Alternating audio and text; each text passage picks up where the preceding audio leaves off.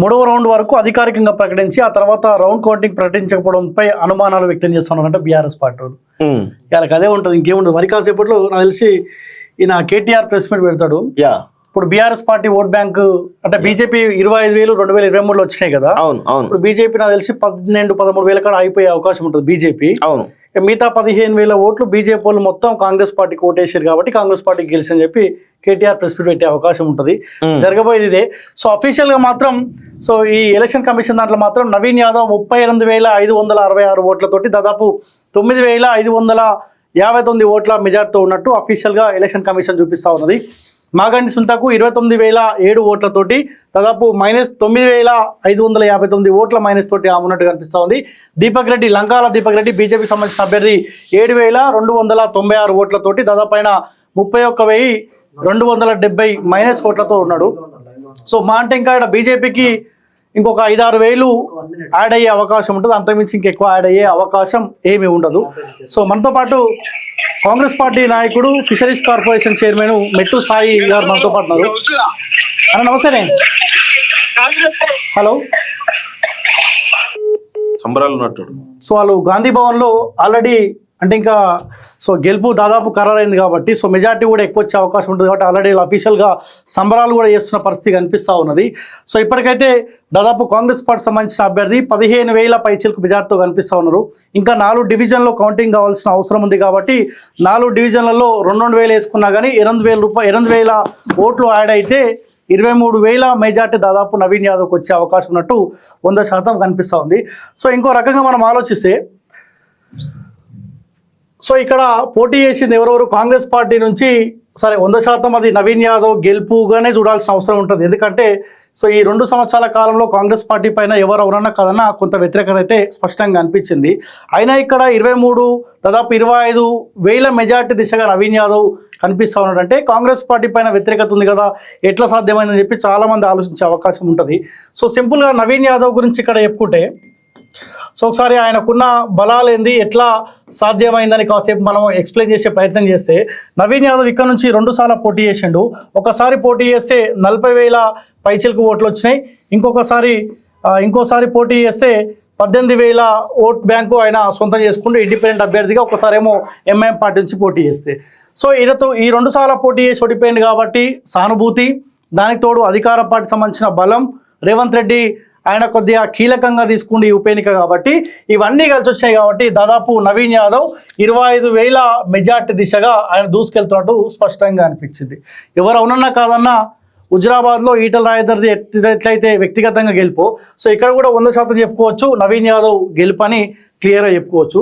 దానికి తోడుగా బీజేపీ వాళ్ళ పరిస్థితి, బీజేపీ ఇక్కడ కిషన్ రెడ్డి ప్రాతినిధ్యం వహిస్తూ ఉన్న పార్లమెంట్ ఏరియా కాబట్టి ఈయన సరే పొద్దుగాల సమాధానం చెప్పుకోవాలి. కిషన్ రెడ్డి భారతీయ జనతా పార్టీ కార్యకర్తలకు, తెలంగాణ రాష్ట్రంలో ఉన్న బీజేపీ కార్యకర్తలకు సమాధానం కిషన్ రెడ్డి చెప్పాలి. 2023లో మీ ఓట్ బ్యాంక్ ఎంత? ఇక్కడ 25,000 ఓట్ బ్యాంక్ వచ్చింది కదా. ఇప్పుడు నాకు తెలిసి 12,000 13,000 ఓట్ల కాడనో ఆగిపోతుంది అనుకుందాం 15,000 అనుకుందాం. కాసేపు 15,000 అనుకున్నా కానీ ఇంకా 10,000 మీ ఓటు బ్యాంకు ఎందుకు సాధించలేకపోయినారు? పార్లమెంట్ ఎలక్షన్లేమో జూబ్లీ హిల్స్ నుంచి మీకు బాగానే వస్తాయి, మెజార్టీ వస్తుంది. మరి అసెంబ్లీ ఎలక్షన్లకు వచ్చేసరికి బీజేపీకి ఎందుకు ఓట్ బ్యాంక్ అట్లీస్ట్ ఈ 25,000 ఓట్ బ్యాంక్ అన్నా సంపాదించుకోవాలి కదా, ఎందుకు రాలేకపోయినాయి? సరే బీజేపీ వాళ్ళకంటే ఇది అవసరం లేదు, కేంద్రంలో మేము అధికారంలో ఉన్నాం, ఈ గెలుపు ద్వారా మాకు వచ్చేది ఏం లేదు పోయేదేం లేదు అని కాసేపు అనుకుందాం. ఇక్కడ ఎవరిగా షో చేసిన ఎవరు? కేటీఆర్ షో చేసింది కదా ఇక్కడ. ఇప్పుడు ఈ కేటీఆర్ కల్వకుంట్ల తారక రామారావు కూడా సమాధానం చెప్పాలి. ఇప్పుడు వాళ్ళ అయ్యనేమో ఫామ్ హౌస్ నుంచి బయటికి రాలేదు, కేటీఆర్ ఒక్కడయ్యి డీజే బాక్సులు పెట్టిండు, డిస్కో డ్యాన్సులు, లైటింగు, స్క్రీన్లు పెట్టిండు కదా. మరి నీ మాటలు ఎవరు నమ్మిండు? నీ అఫీషియల్ నీ బీఆర్ఎస్ పార్టీ నీ పేజీలలో అయితే ఏదో వార్తలు చూపిస్తావో, ఏ సోషల్ మీడియానైతే అయితే నువ్వు కొన్నావు కదా, ఒక 30 ఛానళ్ళు కొన్నావు కదా, నీ బీఆర్ఎస్ పార్టీలు ఏవి వస్తే అవి 30 ఛానళ్ళు ఇస్తాయి. 30 ఛానల్స్ వీళ్ళు ఏది చూసిరో కళ్ళ కూడా కదే చూసిరు కదా. ఎవడైనా నేను నమ్మిండ, నీ మాటలు నమ్మిండ ఎవడైనా? కేటీఆర్ అంటోడు ఇంకా నిద్రలకెళ్ళి లేస్తలేడు, ఇంకా మద్యం మత్తులు ఉంటాడా లేకపోతే ఆయన ఎప్పుడు మత్తులోనే ఉంటాడు? ఏమైంది? ఎందుకు నువ్వు ఓట్ బ్యాంక్ సాధించలేకపోయినావు? ఎందుకు గెలవలేకపోయినావు? నిజంగా సారే కావాలి, కేసీఆర్ అనే కావాలన్న ఆలోచనలో జూబ్లీస్ పదవులు ఉన్నారని పదే చెప్పినావు కదా. తెలంగాణ కూడా కోరుకుంటుంది కదా. మరి సారే కావాలి, కేసీఆరే కావాలన్నప్పుడు నువ్వు ఎందుకు ఇక్కడ జూబ్లీస్లో గెలవలేకపోతావు? మొత్తం మాగంటి సునీత అభ్యర్థి అయినప్పటికీ కూడా కేటీఆర్ అభ్యర్థి తరహాలో రోడ్ షోలు చేసిండు కదా. ఇక్కడ 100% కేటీఆర్ ఓడిపోయాడు. గతంలో మున్సిపల్ మంత్రిగా నువ్వే పనిచేస్తేవి, హైదరాబాద్ మొత్తం నీ ఎమ్మెల్యేలే ఉన్నారు కదా, ఎందుకు జూబ్లీ హిల్స్లో గెలవలేకపోతా ఉన్నావు అంటే ఈ కేటీఆర్ అంటోనికి అహంకారం తగ్గట్లే. వాస్తవాలు మాట్లాడుకుంటే ఇక్కడ బీఆర్ఎస్ పార్టీ గెలవాలి. వీళ్ళు కాస్త ఒళ్ళు దగ్గర పెట్టుకొని అహంకారం తగ్గించుకొని ఆత్మగౌరవంతో ముందుకెళ్తే బీఆర్ఎస్ పార్టీ 100% ఇక్కడ గెలుస్తూ ఉండే. కానీ ఈ కేటీఆర్ అంటోనికి ఇంకా అహంకారం తగ్గదు. పైసలు నమ్ముకోవాలి, ఎవరు ట్రెండింగ్లో ఉండవు అని కండవ కప్పుకోవాలి, వాడిని కొనుగోలు చేయాలి, వీని కొనుగోలు చేయాలి, గదే ఆలోచన తప్పించి నిజాయితీగా గెలుద్దామన్న ఆలోచన కేటీఆర్ అంటోనికి రాదు కూడా. దరిద్రం ఏంటంటే సరే కాంగ్రెస్ పార్టీ ఈ 2 సంవత్సరాల కాలంలో 6 గ్యారెంటీలు పూర్తి స్థాయిలో అమలు చేయట్లేదు, ఎవరు కాదనట్లేదు. ఎవరు కొట్లాడే ప్రతిపక్ష హోదా బీఆర్ఎస్ పార్టీకి ఇచ్చిండు. ఒక నిజాయితీగా కొట్లాడి వాళ్ళ పేడ్ ఛానల్ పెట్టుకుని ఒక నిజాయితీ వార్తలు చూస్తే అయిపోతుంది కదా. బీఆర్ఎస్ పార్టీ సంబంధించిన ఈ పేడ్ ఛానల్స్ నిన్న ఈవినింగ్ వరకు కూడా బీఆర్ఎస్ పార్టీ సంబంధించిన మాగంటి సునీత గెలవబోతా ఉంది. 15,000 మెజార్టీ అంట. అరే అనాలిసిస్ చేయనీ కన్నా ఒక లెక్క పత్రం ఉండాలి. సో మొత్తం ఇప్పుడు కేటీఆర్ బాధ్యత వహించాల్సిన అవసరం 100% ఉంది. కేసీఆర్కి ముందే తెలుసు మనం ఎట్లయినా జూబ్లీహిల్స్లో గెలవమన్నాడు. ఆయన పోయి అనవసరంగా ఇజ్జత్ తీసుకోవడం ఎందుకు, ఆల్రెడీ నాకు ఆరోగ్యం బాగాలేదు, శాతం అయితే లేదు, ఆడిపోయి కేసీఆర్ వచ్చినా కానీ బీఆర్ఎస్ పార్టీ గెలవలేదని నా ఇజ్జత్ తీసే అవకాశం ఉంటుందని చెప్పి ఈయనకు ఉపయోగిస్తే గెలిచాడేమనుకుంటే ఆయనతో ఖతం చేసిండు. సిట్టింగ్ సీట్ అది బీఆర్ఎస్ పార్టీ సంబంధించిన సిట్టింగ్ సీటుని బీఆర్ఎస్ పార్టీ కోల్పోయింది. కేటీఆర్ ఓడిపోయాడు స్వయాన అక్కడ. సో ఒకసారి లేటెస్ట్ అప్డేట్ చూసే ప్రయత్నం చేద్దాము. వాట్సాప్ చేశాను ఇదేనా. సో కౌంటింగ్ కేంద్రం నుంచి బయటికి వచ్చిన బీజేపీ అభ్యర్థి లంకాల దీపక్ రెడ్డి. సో ముగిసిన 7వ రౌండ్ ఓట్ల లెక్కింపు. 7వ రౌండ్లో కాంగ్రెస్ స్పష్టమైన ఆధిక్యం. 7వ రౌండ్ ముగిసిన తర్వాత 19,000 ఓట్లకు పైగా కాంగ్రెస్ పార్టీ ఆధిక్యంలో కనిపిస్తోంది. 6వ రౌండ్ ముగిసేసరికి 15,000 పైచిలకు ఓట్ల ఆధిక్యంలో కాంగ్రెస్ పార్టీ కనిపించింది. 7వ రౌండ్ ముగిసేసరికి 19,000 పైచిలకు ఓట్ల ఆధిక్యంలో కాంగ్రెస్ పార్టీ సంబంధించిన అభ్యర్థి నవీన్ యాదవ్ కనిపిస్తూ ఉండు. దాదాపు అంటే 3,000 పైచిలకు ఆధిక్యము ఈ 7వ రౌండ్లో కనిపిస్తూ ఉంది.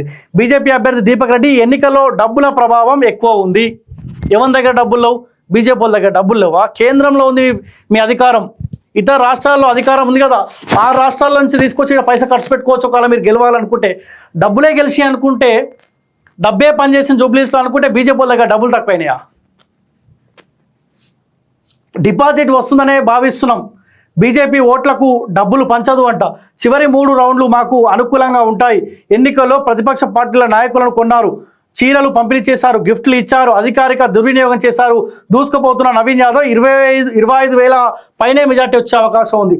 7 రౌండ్లు కంప్లీట్ అయ్యేసరికి 19,000 పైచిలకు మెజార్టీతో నవీన్ యాదవ్ కనిపిస్తుంది. కాబట్టి ఇంకా 3 రౌండ్లలో 3,000 వేసుకున్నా కానీ ఒక 10,000 యాడ్ అయ్యే అవకాశం ఉంటుంది. దాదాపు నియర్ బై 30,000 దాకా నవీన్ యాదవ్ ఆధిక్యం వెళ్ళే అవకాశం స్పష్టంగా కనిపిస్తూ ఉన్నది.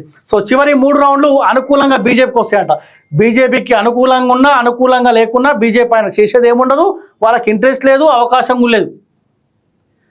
ఈయన దీపక్ రెడ్డి బాధలు ఇంకో కార్యకర్తకి ఇచ్చినా కానీ గవే ఓట్లు వస్తుండే. ఎవరికి పడ్డాయి? కరడు కట్టిన కాషాయ వాదులు వేసిన ఓట్లు అంతే. మిగతా ఓట్ బ్యాంక్ ఇంకా 10,000 15,000 ఓట్ బ్యాంక్ ఎటుపోయిందో బీజేపీ వాళ్ళు సమాధానం చెప్పాలి.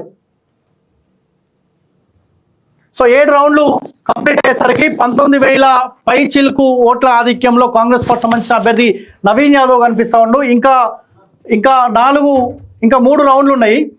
3 రౌండ్లలో కూడా సో నవీన్ యాదవ్కు 3,000 ఓటు బ్యాంక్ వచ్చినా కానీ ఆయన దాదాపు 30,000 దాకా వెళ్ళే అవకాశం స్పష్టంగా కనిపిస్తూ ఉంది. దాదాపు షేక్పేట ఎర్రగడ్డ, రహమత్ నగర్, వెంగళరావు నగర్, 5th డివిజన్ రహమత్ నగర్, వెంగళరావు నగర్, 6వ రౌండ్ వెంగళరావు నగర్, యూసఫ్గూడ, 7వ రౌండ్ యూసఫ్గూడ, సోమాజిగూడ. ఈ 7 రౌండ్లు కంప్లీట్ అయినాయి. సో ఇక మిగిలింది 8వ రౌండ్లో సోమాజిగూడ, ఎర్రగడ్డ, బోరబండ సంబంధించిన కొన్ని ఏరియాల కౌంటింగ్. 9వ రౌండ్ బోరబండ, ఎర్రగడ్డ, 10వ రౌండ్ ఎర్రగడ్డ. ఈ 3 రౌండ్లలో కనుక నవీన్ యాదవ్ కనుక 3,000 వేసుకున్నా కానీ 9,000 ఓట్ బ్యాంక్ ఆయనకు వచ్చే అవకాశం ఉంటుంది. 9,000 యాడ్ అయినా కానీ అట్లీస్ట్ 28,000 మెజార్టీ తోటి నవీన్ యాదవ్ ఉండే అవకాశం స్పష్టంగా కనిపిస్తూ ఉంది. సో ఇక్కడ బీఆర్ఎస్ పార్టీ సెకండ్ పొజిషన్లో ఉన్నప్పటికీ కూడా దాదాపు 30,000 మెజార్టీ అంటే వాళ్ళు ఘోరంగా ఓడిపోయినట్టే ఒక రకంగా. బై ఎలక్షన్స్, ఇది సాధారణ ఎలక్షన్స్ అంటే ఓకే. బై ఎలక్షన్లో 2 పార్టీల మధ్య టఫ్ ఫైట్ నడిచినప్పటికీ కూడా 30,000 దాదాపు 30,000 మెజార్టీ దిశగా నవీన్ యాదవ్ దూసుకెళ్తున్నంటే సో వన్ సైడ్ ఆయన గెలిచినట్టే ఓపెన్గా. ఇప్పటికైనా కేటీఆర్ ఒక మాట చెప్పగలుగుతా, ప్రతిపక్షం బలంగా ఉండాలనే కోరుకుంటా, నాకైతే ఏ పార్టీతో సంబంధం లేదు, అహంకారం తగ్గించుకో. ఇప్పటికైనా ఇక్కడ ఎలక్షన్స్ వస్తే తప్పయింది, 10 ఏళ్ళు మోసం చేసినాం, మీ రక్తం దాగినాం, అక్రమంగా అవినీతికి పాల్పడ్డం, సంపాదించుకున్నాం 1,000 కోట్లని ఒక మాట చెప్పి ఇప్పటి నుంచి అవకాశం ఇవ్వండి, ఏమి అక్రమంగా సంపాదించాం, ప్రజలకు మేలు చేస్తామని చెప్తే 100% కేటీఆర్ ప్రజల దగ్గర తీసుకుంటారు. తెలంగాణ రాష్ట్ర ప్రజలు ఏ సానుభూతితో అయితే తెలంగాణ రాష్ట్రం ఏర్పడితే మన బతుకులు బాగుపడతాయి అనుకురో, ఇప్పుడు కూడా తెలంగాణ రాష్ట్ర ప్రజలు తప్పు చేసినాం క్షమించండి అంటే దగ్గర తీసుకునే అవకాశం ఉంటుంది. ఇంకా మీ కుటుంబానికి అహంకారం తగ్గదాయి. మీ చెల్ల తిరుగుతలేదు గట్ట ఆదిలాబాద్ ఇక్కడ పోయి తిరుగుతా ఉంది కదా, మంచి తిరుగుతా ఉంది కదా, నువ్వు కూడా గట్లా పాదయాత్ర అయ్యి 10 ఏళ్ళు ప్రతి ఒక్క నియోజకవర్గానికి పో, తప్పైంది క్షమించండి ప్రజలారా, 10 ఏళ్ళు చేయలేకపోయినా ఇప్పటి నుంచి చేస్తామన్న మాట చెప్పు. చేస్తామంటే సరే తప్పైంది అంటుండు కదా, ఈ అహంకారం ఉన్నాడు ఆత్మగౌరవంతో ముందుకు వస్తుండు కదా, క్షమించండి అని అడుగుతా ఉండు కదా, మంచి చేస్తాడేమని చెప్పి అట్లా కూడా నమ్మే అవకాశం ఉంటుంది. ఇంకా అహంకారం తగ్గట్లే కదా, ఇప్పుడు ఏం మాట్లాడతావు? ఇప్పుడు నువ్వు చేసే ఆరోపణలు ఏముంటాయి? బీజేపీ కాంగ్రెస్ పార్టీ కుమ్మక్కైంది, అధికారుల బలంతో పైసతోటి కొన్నారు అని మాట్లాడతావు కదా. సరే కాంగ్రెస్ పార్టీ పైసలు ఇచ్చింది 100%, ఇవ్వలేదు అనట్లేదు, మరి నువ్వు పైసలు ఇవ్వలేదా? నువ్వు కూడా ఇచ్చినావు కదా, 2,000, 2,500 ఓట్లు పడని కాడ 5,000 దాకా నువ్వు కూడా ఇచ్చుకుంటూ వచ్చినావు కదా. బీర్ సీసాలు, కోటర్ సీసాలు, మద్యం బిర్యానీ ప్యాకెట్లు అన్నీ ఇచ్చుకుంటూ వచ్చినావు కదా. పైసల ముచ్చట నువ్వు మాట్లాడకు. మళ్ళీ BJP BRS party, BJP Congress party అని ఒక్క మాట కూడా మాట్లాడకు. బీజేపీ ఆడ గెలిచినా గెలవపోయినా మాకు వచ్చేది అవకాశం ఉండదు కాబట్టి అనవసరంగా ఓట్ చేయడం వల్ల ఇంకో పార్టీకి మేలు జరుగుతున్న ఉద్దేశంతో వాళ్ళు సైలెంట్ ఉండొచ్చు కాక, నీ ప్రయత్నం ఏమైంది? నువ్వు గెలవాలి కదా ఇండివిజువల్గా. కాంగ్రెస్ పార్టీకి బీజేపీ సపోర్ట్ చేసి కాంగ్రెస్ పార్టీ గెలిచిందని కాసేపు అనుకుంటే ఎవరు సపోర్ట్ చేయకుండా నువ్వు గెలవాలి కదా, నీకు ఓన్గా గెలిచేంత సత్తా ఉంది కదా, పైసలు ఉన్నాయి కదా, అన్ని బలాలు ఉన్నాయి కదా, ఎందుకు గెలవలేకపోయినావు? చూడు కాసేపు అయితే ప్రెస్ మీట్ ఇదే పెడతాడు, ఓటుకు 5,000 ఇచ్చిరు, 7,000 రూపాయలు ఇచ్చిరు, అధికారులు పోలీసు వాళ్ళే పైసలు వంచిరు, అంబులెన్స్ల పైసలు వంచి, ఇదే ఉద్దరం ముచ్చట పెడతాడు. బీజేపీ కాంగ్రెస్ పార్టీ సపోర్ట్ చేసింది, బీజేపీ ఓట్ బ్యాంకు కాంగ్రెస్ పార్టీకి, అఫీషియల్గా బీజేపీ వాళ్ళు చెప్పి కాంగ్రెస్ పార్టీకి ఓటేయమని చెప్పి అని ఈ ఉద్దర ముచ్చట్లు చెప్తాడు. ఎందుకు ఓడిపోయినామన్న ముచ్చట చెప్పలే కానీ ఈ ఉద్దర ముచ్చట్లు చెప్తాడు. 7వ రౌండ్లో కాంగ్రెస్ పార్టీకి 9,939 ఓట్లు పడ్డాయి, బీఆర్ఎస్ పార్టీకి 5,922 ఓట్లు పడ్డాయి.